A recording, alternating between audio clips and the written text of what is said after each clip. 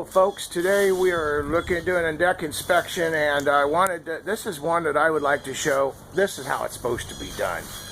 This is awesome work. It looks good, it's clean.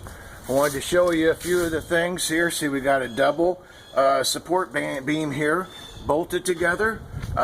You can see that how we got our, see if you can get up here and get our bracing here for our joist. It's just all to code. Looks outstanding. You can see down here at the base that we have our proper support base. So as that, these actually sit up above the ground, so they're not sitting right on the ground. The post itself is not, but the bracket is.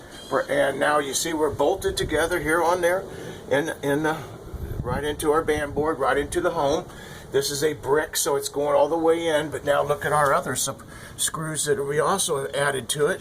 And then besides all our bands, see, look here, even our floor joists are even pretty much even, and this looks great.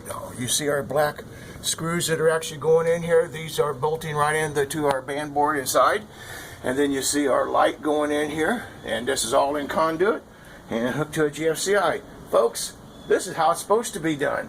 This is great. You see our outside band boards are double. So you see that, and then we come out here on the front. I love seeing it.